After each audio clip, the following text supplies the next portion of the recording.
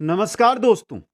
रीट मुख्य परीक्षा रीट मेंस के लिए हम देख रहे थे सूचना तकनीकी क्लास नंबर 4 और आज हमारा टॉपिक रहने वाला है सूचना प्रौद्योगिकी का सामाजिक प्रभाव। दोस्तों 5 क्वेश्चन आने वाले हैं, 10 अंक के रहेंगे और ये 10 अंक हमें करने हैं पक्के। दोस्तों इसके लिए ये चारों टॉपिक आपको देखने होंगे। प्लेलिस्ट बनी हुई है, चारों टॉपिक उसके अंदर आपको मिल जाएंगे। एक एक टॉपिक को देख लीजिए। बाकी ये नोट्स है वो कुचामन ऑनलाइन क्लासेस ऐप के स्टोर के अंदर रीट राजस्थान जीके का जो फोल्डर बना हुआ है उसके अंदर उपलब्ध है, वहां से आप प्राप्त कर सकते हैं। दोस्तों एक बार सभी साथी वीडियो को लाइक शेयर और जो नए साथी जुड़ रहे हैं वो चैनल को सब्सक्राइब करें। अधिक किसी भी प्रकार की आप कोई जानकारी चाहते हैं या मेरे साथ जुड़ना चाहते हैं तो यहां पर इंस्टाग्राम आईडी दी गई है जिस पर जाकर आप मेरे साथ जुड़ सकते हैं। दोस्तों शुरू करते हैं आज का टॉपिक। दोस्तों आज हम देखने वाले हैं सूचना प्रौद्योगिकी के सामाजिक प्रभाव। दोस्तों देखिए शुरू करते हैं।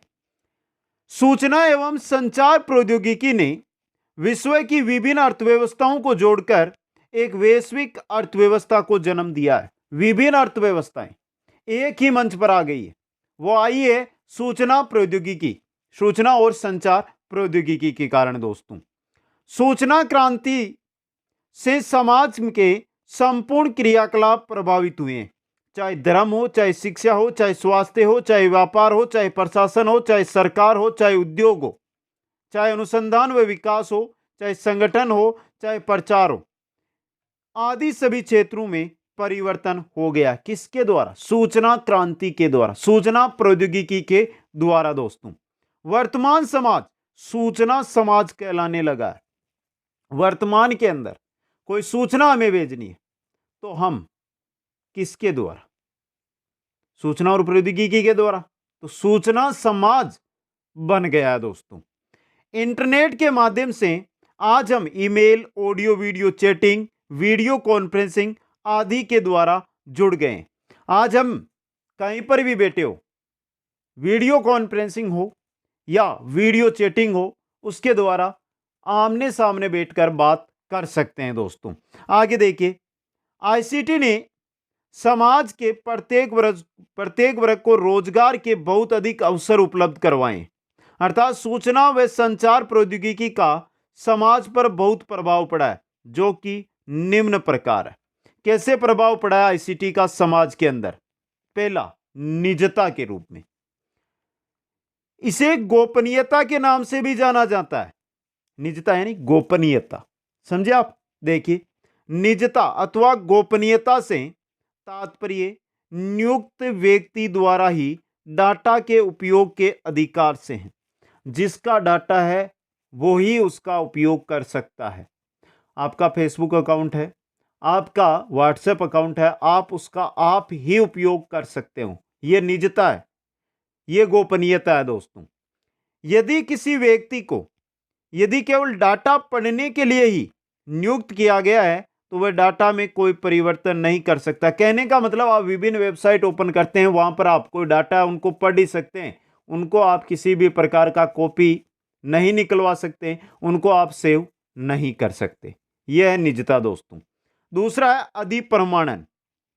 अधिप्रमाणन से तात्पर्य है कि जिस व्यक्ति से आप संपर्क कर रहे हैं उसे अपने बारे में कोई भी सूचना देने या उसके साथ व्यापारिक सौदा तय करने से पहले उसके संबंध में सभी आवश्यक जानकारी प्राप्त करना। आप सूचना तकनीकी के द्वारा किसी के साथ अगर आप समझौता करते हैं, व्यापार करते हैं, तो उसके बारे में संपूर्ण जानकारी आप ले सकते हैं। दोस्तों तीसरा है सत्यनिष्ठा। सत्यनिष्ठा से तात्पर्य है कि जो डाटा प्राप्तकर्ता तक पहुंचता है वह उसी रूप में होना चाहिए जिस रूप में उसे भेजा गया था। डाटा संचरण के समय उसमें संयोगवश किसी प्रकार का परिवर्तन नहीं होना चाहिए। आप कोई डाटा अगर किसी को भेजते हैं तो उसके अंदर बीच में कोई परिवर्तन नहीं होगा। व्हाट्सएप के ऊपर आप अगर कोई चीज किसी दूसरे को भेज रहे हैं, जो आपने भेजी है वही उसके पास पहुंचेगी, उसके अंदर परिवर्तन आपको नहीं मिलेगा। दोस्तों यह है सत्यनिष्ठा। चौथा है साहित्यिक चोरी। दोस्तों क्या होती है ये? किसी लेखक द्वारा किसी दूसरे की भाषा, विचार, उपाय, शैली आदि का अधिकांशतः नकल करते हुए अपने मौलिक कृति के रूप में प्रकाशन करना ही साहित्यिक चोरी कहलाती है। अगर कोई चीज ऐसी है जो वेबसाइट पर उपलब्ध है, उसको हम उठाते हैं, उसमें कुछ परिवर्तन करते हैं और अपनी साहित्यिक रचना कर देते हैं, तो ये होगी साहित्यिक चोरी दोस्तों। साहित्यिक चोरी वर्तमान में जब सूचना प्रौद्योगिकी का विस्तार तेजी से हुआ है तो साहित्यिक चोरी भी बढ़ गई है, और साहित्यिक चोरी इंटरनेट का एक सामाजिक कुप्रभाव भी है दोस्तों। समझ गए? नोट: साहित्यिक चोरी व कॉपीराइट उल्लंघन से बचने के लिए आपको कॉपीराइट प्राप्त व्यक्ति, प्रकाशक या संस्था से पूर्व अनुमति लेनी चाहिए तथा अपने कार्य में इस तथ्य का उल्लेख अवश्य किया जाना चाहिए। अगर आप कॉपीराइट से बचना चाहते हैं तो क्या करें, या आप साहित्यिक चोरी से बचना चाहते हैं तो आप क्या करें? बात तो यही है। तो उसके लिए जो इसकी भी वो चीज है, जिसकी भी वो साहित्यिक रचना है, जिसका भी वो प्रकाशक है, जिस भी संस्था से वो जुड़ी हुई है, उससे आप क्या लीजिए, अनुमति लीजिए। उसके बाद उसको प्रकाशित कीजिए। प्रकाश अगर उसको आप करते हैं तो भी उसके बारे में जानकारी वहां पर जरूर दे दोस्तों। पांचवा आता है बौद्धिक संपदा का अधिकार दोस्तों। बौद्धिक संपदा का अधिकार किसी व्यक्ति द्वारा विज्ञान, प्रौद्योगिकी, साहित्य अथवा कला के क्षेत्र में किए गए मौलिक बौद्धिक कार्य करने के फलस्वरूप प्राप्त कानूनी अधिकार से हैं। यह अधिकार मौलिक तथा उत्पादक कार्य करने के लिए प्रेरित करता है तथा नकल या चोरी करने की प्रवृत्ति पर रोक लगाता है दोस्तों। बौद्धिक संपदा अधिकार के अंतर्राष्ट्रीय स्तर पर संरक्षण हेतु संयुक्त राष्ट्र द्वारा जिनेवा में 1967 में विश्व बौद्धिक संपदा संगठन की स्थापना की गई। इसका मूल कार्य विश्वव्यापी बौद्धिक संपदा का संरक्षण करना है। किसका? विश्व बौद्धिक संपदा संगठन का दोस्तों। विश्व के 184 देश बौद्धिक संपदा संगठन WIPO के सदस्य है और भारत भी इस संगठन का सदस्य है दोस्तों। यह संगठन 24 अंतर्राष्ट्रीय संधियों का वर्तमान में संचालन करता है दोस्तों। यह है बौद्धिक संपदा का अधिकार। आगे चलते हैं तो हमारे आता है कंप्यूटर अपराध व दंड दोस्तों। कंप्यूटर पर कैसे अपराध होते हैं उनके बारे में। पहला है हैकिंग। हैकिंग जब कोई अनऑथर यूजर या कोई भी व्यक्ति जाने या अनजाने में कंप्यूटर की किसी भी सूचना को नष्ट करता है, इसके साथ ही किसी भी तरह की छेड़छाड़ करता है या कंप्यूटर के प्रोग्राम को चुराता है, तो यह कंप्यूटर अपराध की श्रेणी में आता है दोस्तों। इसके लिए अपराधी को 3 वर्ष की सजा या 2 लाख रुपए का दंड अथवा दोनों दिया जा सकता है। यह कंप्यूटर अपराध है, हैकिंग करना, और उसके लिए दंड का प्रावधान। दूसरा आता है पायरेटिंग दोस्तों। पायरेटिंग कॉपीराइट का उल्लंघन होता है दोस्तों, जो किसी व्यक्ति या संस्था किसी वस्तु विशेष की डुप्लीकेट कॉपी बेचने से संबंधित होता है, अर्थात उस वस्तु के मालिक की आज्ञा के बगैर ही वस्तु की कॉपी, उसमें छेड़छाड़ पायरेटिंग की श्रेणी में आता है। कोई कॉपी है जो आपको इंटरनेट गूगल पर मिलती है, उसको आप कॉपी करके बेचते हैं, तो यह पायरेटिंग की श्रेणी में आएगा दोस्तों। तीसरा है साइबर क्राइम। इंटरनेट द्वारा सबसे अधिक होने वाले अपराधों में साइबर क्राइम प्रमुख है, जैसे किसी को धमकी भरे ईमेल भेजना, यह कहलाता है साइबर क्राइम दोस्तों। अब बात यहां पर हमने कर रहे हैं साइबर क्राइम की। तो साइबर क्राइम है, ये कितने प्रकार के होते हैं? Tricks of cyber crime. पहला, सूचनाओं की चोरी। पहला है सूचनाओं की चोरी। कंप्यूटर के हार्ड डिस्क में स्टोर इंफॉर्मेशन को चुराना इसमें सम्मिलित होता है, सूचनाओं की चोरी में। दूसरा है ईमेल बम दोस्तों। इसमें लक्ष्य समूह को अनेकों मेल किए जाते हैं जो अंत में कार्य को नष्ट कर देते हैं।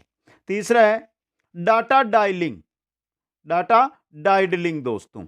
इस प्रकार की एक्टिविटी में कंप्यूटर द्वारा प्रारंभिक डाटा को प्रोसेस करने के पहले ही परिवर्तित कर दिया जाता है और प्रोसेस के पूर्ण हो जाने के बाद इसे अपने वापस वास्तविक रूप में परिवर्तित कर दिया जाता है। यह होता है डाटा डाइडलिंग दोस्तों। चौथा आता है साइबर क्राइम में, वह ट्रोजन अटैक दोस्तों। इस पद की उत्पत्ति ट्रोजन हॉर्स से हुई है। इस क्राइम का तात्पर्य किसी अनऑथर प्रोग्राम, अनाधिकृत प्रोग्राम के द्वारा किसी ऑथराइज प्रोग्राम, ऑथराइज यानी अधिकृत प्रोग्राम पर कब्जा कर लेना है, जैसे सलामी आक्रमण जिसका संबंध वित्तीय संस्थाओं से है। यह होता है दोस्तों, समझ गए। आगे आते हैं हमारे, वो आता है सूचना प्रौद्योगिकी संशोधन अधिनियम। सूचना प्रौद्योगिकी संशोधन अधिनियम पहली बार जब 9 जून 2000 को 2000 में सूचना प्रौद्योगिकी अधिनियम लागू किया गया। पहली बार 9 जून 2000 को सूचना प्रौद्योगिकी अधिनियम लागू किया गया। सूचना एवं प्रसारण मंत्रालय ने 2005 में एक उच्च स्तरीय विशेषज्ञ समिति गठित की ताकि अधिनियम 2000 में आवश्यक सुधार किया जा सके। समिति ने 2006 में रिपोर्ट सौंप दी। इसमें सूचना प्रौद्योगिकी अधिनियम में संशोधन की अनुशंसा की गई। समिति के इन्हीं महत्वपूर्ण संशोधनों में 66 ए शामिल है। सरकार ने समिति की इन अनुशंसाओं के आधार पर सूचना प्रौद्योगिकी संशोधन अधिनियम 2008 में लागू किया। दोस्तों, सूचना प्रौद्योगिकी अधिनियम 2008 में कुल 13 अध्याय है और 94 अनुच्छेद है। दोस्तों, ये सूचना प्रौद्योगिकी संशोधन अधिनियम के बारे में आपको जानकारी दी गई है, स्क्रीनशॉट ले सकते हैं और 2 से 3 बार आपको ये क्लास अटेंड करनी पड़ेगी, तब जाकर ये चीज आपको समझ में आएगी। दोस्तों, आगे चलकर बात करते हैं सूचना प्रौद्योगिकी में रोजगार के बारे में। सूचना प्रौद्योगिकी के में रोजगार के बारे में। वर्तमान युग सूचना क्रांति का युग है। वर्तमान युग सूचना क्रांति का युग है। दोस्तों, सूचना प्रौद्योगिकी को रोजगार के रूप में चयन करने के लिए किसी विषय विशेष का चयन करने की सीमा बंधन नहीं है। सामान्यतः सभी विषय के लोग अपनी अभिरुचि तथा कंप्यूटर का ज्ञान प्राप्त कर सूचना प्रौद्योगिकी को रोजगार के रूप में चयन कर सकता है। कोई भी व्यक्ति किसमें से भी जुड़ा हुआ हो, अगर उसको कंप्यूटर का ज्ञान है, कंप्यूटर में रुचि है, सूचना में रुचि है, तो उसको अपने रोजगार के रूप में बदल सकता है। सूचना प्रौद्योगिकी में जीवनवर्ती के लिए उपलब्ध कई विकल्पों में से कुछ विकल्प निम्न प्रकार है, जैसे graphic designer, web page designer. ये एक सूचना प्रौद्योगिकी या कंप्यूटर पर उपलब्ध रोजगारों के नाम है। दोस्तों, animator, desktop publishing, network manager, network administrator, programmer, system analyst, computer operator, computer technician, computer engineer, software engineer, database manager, data entry operator, web developer, system administrator, web programmer और वेब मास्टर। ये computer सूचना प्रौद्योगिकी से जुड़े हुए रोजगार के क्षेत्र है। दोस्तों, यह है सूचना प्रौद्योगिकी में रोजगार। आगे बात करते हैं सोशल मीडिया या सोशल नेटवर्किंग। देखिए, ये बहुत ही इंपॉर्टेंट चीज है। यहाँ पे जो हम फेसबुक चलाते हैं, इंस्टाग्राम चलाते हैं, जो व्हाट्सएप चलाते हैं, उनके बारे में जानकारी। ये होते हैं सोशल मीडिया। ऐसी वेबसाइट और एप्लीकेशंस जो उपभोक्ताओं को सामग्रियां तैयार करने और उसे साझा करने में समर्थ बनाए या सोशल नेटवर्किंग में हिस्सा लेने में समर्थ करें, उसे सोशल मीडिया कहा जाता है। दोस्तों, सोशल मीडिया लोगों के बीच सामाजिक संपर्क है। सोशल मीडिया क्या है? लोगों के बीच सामाजिक संपर्क है। दोस्तों, जिसके तहत वो परोक्ष समुदाय व नेटवर्क पर सूचना तैयार करते हैं, उन्हें शेयर यानी साझा करते हैं या आदान प्रदान करते हैं। दोस्तों, अर्थात सोशल मीडिया या सोशल नेटवर्किंग साइट ऐसा इलेक्ट्रॉनिक माध्यम है जिसके जरिए लोग उक्त माध्यम में शामिल सदस्यों के साथ विचारों, इसमें तस्वीरें और वीडियो भी शामिल है, का आदान प्रदान कर सकते हैं। विश्व भर में लगभग 200 सोशल नेटवर्किंग साइट है, जिनमें से कुछ 8-10 है जो मुख्य है, वो आपको यहाँ पे बता रहा हूं। और सबसे पहली सोशल नेटवर्किंग साइट आती है, वो आती है फेसबुक। दोस्तों, फेसबुक का आविष्कार 4 फरवरी 2004 में मार्क जकरबर्ग, डस्टिन मोकविट, क्रिस होग्स और एंड्रयू मैकुलम ने किया। फेसबुक एक ऑनलाइन सोशल मीडिया और सोशल नेटवर्किंग सेवा है। इसके द्वारा यूजर अपनी प्रोफाइल बनाना, जानकारी अपडेट कराना, friend request received and send करना, स्टेटस अपडेट करना, फोटो अपलोडिंग करना, टैगिंग और शेयरिंग आदि कार्य कर सकता है। यह है फेसबुक। कब आया? 4 फरवरी 2004 को। नेक्स्ट आता है व्हाट्सएप हमारा। व्हाट्सएप की स्थापना 24 फरवरी 2009 में जॉन कॉन व ब्रेन एकम ने की। 2014 में व्हाट्सएप फेसबुक में शामिल हो गया। 2014 के अंदर व्हाट्सएप है वो किस में आ गया? फेसबुक में। व्हाट्सएप एक मैसेंजर ऐप है, वह पेमेंट ऐप भी है। वर्तमान में आप व्हाट्सएप के द्वारा पेमेंट भी कर सकते हैं, गूगल पे, फोन पे से करते हैं ना, उस प्रकार आप इसमें message, photo, audio, video, voice message, location और कॉन्टैक्ट आदि को भेजने के लिए किया जाता है। व्हाट्सएप में एंड टू एंड इनक्रिप्शन का उपयोग होता है दोस्तों। तीसरा सोशल नेटवर्किंग साइट आती है इंस्टाग्राम। इंस्टाग्राम दोस्तों, इंस्टाग्राम की अगर हम बात करते हैं, इंस्टाग्राम का आविष्कार 6 अक्टूबर 2010 के अंदर केविन शिस्ट्रोम व माइक क्रेगर ने किया। 6 अक्टूबर 2010 में। अप्रैल 2012 में शिस्ट्रोम ने इंस्टाग्राम को फेसबुक को बेच दिया। इंस्टाग्राम एक photo sharing social networking service है। इसमें user photo, short video, reels को उनके फॉलोअर्स के साथ शेयर कर सकता है। यह होता है इंस्टाग्राम। अगला आता है विकिपीडिया। विकिपीडिया का आविष्कार जिमी वेल्स एवं लेरी सेंगर ने 14 जनवरी 2001 में किया। विकिपीडिया एक निःशुल्क ऑनलाइन विश्वकोश है जिसमें प्रतिदिन लाखों विकिपीडिया वॉलंटियर आर्टिकल्स लिखते हैं, साथ ही एडिट भी कर सकते हैं। विकिपीडिया के आर्टिकल्स 270 से अधिक भाषाओं में वर्तमान के अंदर मौजूद है दोस्तों। पांचवा आता है यूट्यूब, जिसको आप अभी यूज कर रहे हैं दोस्तों। समझ गए? यूट्यूब की शुरुआत चार्ड हर्ले, स्टीव चैन, जावेद करीम ने 14 फरवरी 2005 में की। वह 2006 में इसे गूगल ने अधिग्रहित कर लिया। वर्तमान में जो यूट्यूब है ये गूगल में है दोस्तों। यूट्यूब में हम वीडियो अपलोड व डाउनलोड कर सकते हैं, उन्हें देख सकते हैं। हाल ही में यूट्यूब ने शॉर्ट वीडियो का भी फीचर शामिल किया है, जिसकी सहायता से हम 15 सेकंड से 7 सेकंड का शॉर्ट वीडियो बना सकते हैं। यूट्यूब पर हम अपने पसंदीदा वीडियो को सर्च व देख सकते हैं। यूट्यूब की मदद से विद्यार्थी अपनी पढ़ाई से संबंधित किसी भी समस्या को दूर कर सकते हैं, जैसे आप कर रहे हैं। यूट्यूब से नई जानकारियां भी प्राप्त कर सकते हैं, वह ऑनलाइन क्लास भी ले सकते हैं दोस्तों। यह है आपका यूट्यूब। यूट्यूब से आगे हम चलते हैं तो आता है ट्विटर। ट्विटर की शुरुआत जैक डोर्सी, नोहा ग्लास, बिज स्टोन, इवन विलियम्स द्वारा 21 मार्च 2006 में की गई। ट्विटर एक अमेरिकी माइक्रो ब्लॉगिंग एवं सोशल नेटवर्किंग सेवा है जिस पर यूजर ट्वीट्स नामक मैसेज को पोस्ट तथा इंटरेक्ट करता है दोस्तों। नेक्स्ट आता है टेलीग्राम ऐप, जिसको भी आप यूज करते हैं शायद सभी साथी। टेलीग्राम की शुरुआत 2013 में निकोलाई डुरोव और पावेल डुरोव ने की। Pavel CEO of Telegram app ने वित्तीय मदद इसके अंदर की थी। टेलीग्राम एक नॉन प्रॉफिट ऑर्गेनाइजेशन है।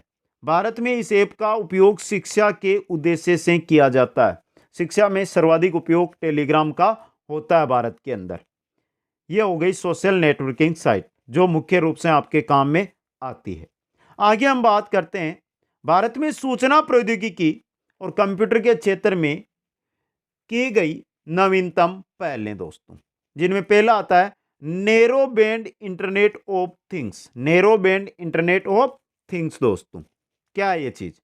सैटेलाइट आधारित इस नेटवर्क को भारत में बीएसएनएल के द्वारा शुरू करने की घोषणा की गई, जो कि विश्व में प्रथम सैटेलाइट आधारित इंटरनेट नेटवर्क होगा। इसका उद्देश्य ग्राहकों को उन्नत और नवीनतम टेलीकॉम सेवाएं उपलब्ध कराना है। किसके द्वारा? Narrow band internet of things के द्वारा। दूसरा है प्रधानमंत्री वाईफाई एक्सेस नेटवर्क इंटरफेस, प्रधानमंत्री वाईफाई एक्सेस नेटवर्क इंटरफेस। इस पहल का उद्देश्य देश में वायरलेस इंटरनेट कनेक्टिविटी को बेहतर बनाना तथा देश भर में सार्वजनिक स्थानों पर वायरलेस इंटरनेट का नेटवर्क प्रदान करना है दोस्तों। तीसरा आता है डार्क नेट। दोस्तों डार्क नेट क्या होता है? डार्क नेट ऐसे नेटवर्क होते हैं जिन्हें न ही गूगल जैसे पारंपरिक सर्च इंजनों और न ही क्रोम जैसे सामान्य ब्राउजर के माध्यम से एक्सेस किया जा सकता है। डार्क नेट, इनका उपयोग पत्रकारों और नागरिकों द्वारा सरकारी सेंसरशिप में से बचने व सूचना का आदान प्रदान करने में किया जाता है। डार्क नेट का उपयोग। चौथा आता है सुपर कंप्यूटर, और भारत के द्वारा परम सिद्धि के नाम से सुपर कंप्यूटर का विकास किया जा रहा है दोस्तों। पांचवा आता है 3D प्रिंटिंग नीति। यह एक ऐसी प्रौद्योगिकी है जिसमें डिजिटल 3D मॉडल या कंप्यूटर एडेड डिजाइन मॉडल की मदद से सामग्री से थ्री डायमेंशनल वस्तु निर्मित की जाती है। इस नीति का विकास इलेक्ट्रॉनिकी और सूचना प्रौद्योगिकी मंत्रालय के द्वारा किया गया दोस्तों। अगला आता है प्रोजेक्ट लून। इस प्रोजेक्ट को विश्व भर में ग्रामीण व दूर दराज स्थित समुदायों हेतु इंटरनेट कनेक्टिविटी सुविधा प्रदान करने हेतु विकसित किया गया है, प्रोजेक्ट लून को दोस्तों। अगला है डिजी बॉक्स। यह नीति आयोग द्वारा शुभारंभ किया गया भारत का प्रथम डिजिटल परिसंपत्ति प्रबंधन प्लेटफॉर्म है। यह सभी फाइलों को एक केंद्रीकृत स्थान पर संग्रहित करने का आसान और सुरक्षित तरीका प्रदान करता है। डिजी बॉक्स, डिजी लॉकर, नाम सुना ना आपने, वो चीज दोस्तों। नेक्स्ट है सुपर एप्स। टाटा ग्रुप के द्वारा विकसित प्लेटफॉर्म जो कि विभिन्न सेवाओं को एक ही मंच पर प्रदान करेगा, सुपर एप्स के नाम से दोस्तों। अगला आता है हमारा पाई। भारतीय राष्ट्रीय भुगतान निगम द्वारा पाई का शुभारंभ किया गया। पाई कृत्रिम बुद्धिमत्ता पर आधारित एक चैटबॉट है। इस चैटबॉट को फास्टैग, रुपे, यूपीआई, एईपीएस जैसे एनपीसीआई के उत्पादों के संदर्भ में जागरूकता सर्जन करने हेतु बेंगलोर स्थित startup core over private limited द्वारा विकसित किया गया। नेक्स्ट है 2D इलेक्ट्रॉन गैस। यह अत्यंत उच्च गतिशीलता वाली एक इलेक्ट्रॉन गैस है जो कि क्वांटम सूचना और सिग्नल के हस्तांतरण की गति को एवं डेटा भंडारण व मेमोरी को किसी भी उपकरण में बढ़ा सकती है। Bandicoot robot. शहरों में सीवर मेनओलू की सफाई हेतु रोबोटिक्स कंपनी जैन रोबोटिक्स द्वारा विकसित की गई है बैंडिकूट रोबोट्स दोस्तों। आ गया समझ में?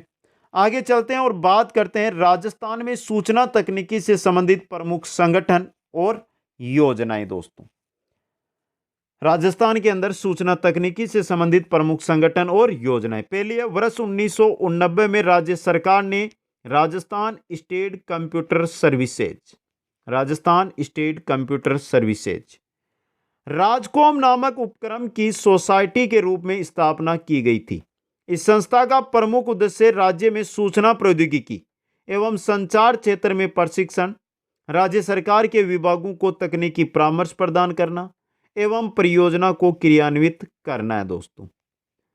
दूसरा संगठन या योजना है शहरी एवं दूरस्थ ग्रामीण क्षेत्रों में सूचना प्रौद्योगिकी शिक्षा प्रदान कर डिजिटल डिवाइड को मिटाने हेतु राजस्थान नॉलेज कॉरपोरेशन की स्थापना की गई।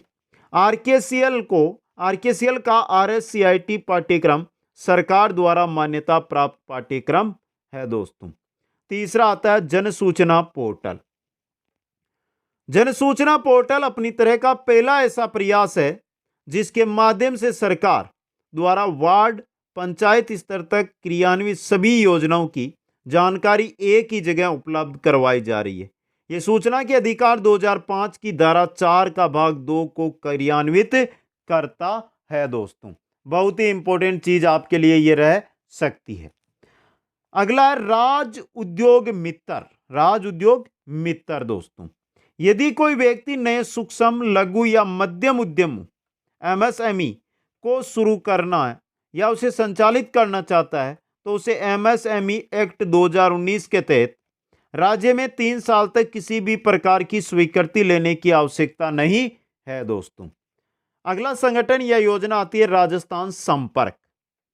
राजस्थान संपर्क पोर्टल आमजन को विभिन्न प्रकार की शिकायतों को दर्ज करने एवं समाधान प्रक्रिया की ट्रैकिंग के लिए एक स्वीकृत मंच प्रदान करता है। साथ ही विभागीय अधिकारों को आमजन द्वारा दर्ज की गई शिकायतों के समाधान हेतु माध्यम प्रदान करता है। कौन? राजस्थान संपर्क। नेक्स्ट है नागरिक संपर्क केंद्र। नागरिक संपर्क केंद्र के माध्यम से टोल फ्री नंबर 1800-180-6127 एवं 181 पर राजस्थान सरकार के समस्त विभागों से जुड़ी जानकारी प्राप्त कर सकते हैं तथा राजस्थान संपर्क के अंतर्गत जन सामान्य दर्ज करा जन समस्या है दर्ज करा जानकारी प्राप्त कर सकते हैं। लॉकडाउन दिनांक 24 मार्च 2020 से आज दिनांक तक तथा लगातार राजस्थान संपर्क हेल्पलाइन 181 वार रूम के द्वारा अपनी सेवाएं 24/7 सुचारू रूप से दी जा रही है दोस्तों। यह है नागरिक संपर्क केंद्र। अगला आता है वीडियो वॉल। राज्य के प्रत्येक मुख्यालय एवं पंचायत समिति स्तर तक के आमजन निवासियों के लिए विभिन्न सरकारी नवाचारों, विभिन्न जनकल्याणकारी योजनाओं और लाइव इन्वेस्ट की ऑडियो वीडियो स्ट्रीमिंग का प्रसारण करने के लिए वीडियो कॉल की स्थापना की गई है। राजवीसी राजस्थान सरकार के विभाग मुख्यालय, विभाग कार्यालयों, जिला मुख्यालयों प्रत्येक डीएचओ में 2, एसडीएम तहसील कार्यालयों, नगर निगमों व ब्लॉक मुख्यालयों में हार्डवेयर आधारित वीसी सेटअप स्थापित किया गया है दोस्तों। राज ई वॉलेट। राजस्थान में ई वॉलेट के माध्यम से राजस्थान प्रदेश के नागरिकों को अपने दस्तावेज इलेक्ट्रॉनिक रूप से सुरक्षित रखने की सुविधा दी जा रही है राज ई वॉलेट के माध्यम से दोस्तों। आ गया समझ में? अब बात करते हैं आईसीटी की उपयोगिता एवं लाभ की दोस्तों। आईसीटी की क्या उपयोगिता है, क्या लाभ है? पहला है शोध कार्यों को गति प्रदान करने में सहायक है ये आईसीटी। आंकड़ों एवं सूचनाओं के वृहद संग्रहण में सहायक आईसीटी। टेलीफोन, ईमेल, फैक्स आदि के माध्यम से एक स्थान से दूसरे स्थान तक सूचना का तीव्र संचरण संभव है आईसीटी के माध्यम से। इसके माध्यम से एक ही समय में एक सूचना कई व्यक्तियों द्वारा उपयोग में लाई जा सकती है। आईसीटी के द्वारा कंप्यूटर तकनीकी ने कार्य करने की गति व क्षमता में बढ़ोतरी की है। आईसीटी के उपयोग से अब सूचना का आदान प्रदान में समय व स्थान बाधक नहीं रहे हैं। इसके अलावा आईसीटी तकनीक जैसे www या ईमेल या वीडियो कॉन्फ्रेंसिंग आदि में व्यक्ति की समाज के साथ पारस्परिक क्रिया को बहुत अधिक प्रभावित किया है। यह उपयोगिता या लाभ है आईसीटी के। तो आईसीटी के लाभ है तो हानियां भी होगी। ये रही हानियां आपकी। पहले यानी देखिए, आईसीटी के माध्यम से व्यक्ति का जीवन स्तर ऊंचा उठा है, किंतु यह लाभ एक सीमित वर्ग के लोगों को ही मिल रहा है, पूरे वर्गों को नहीं मिल रहा आईसीटी का लाभ। आईसीटी तकनीक महंगी होने के कारण सभी व्यक्तियों के लिए उपलब्ध नहीं है।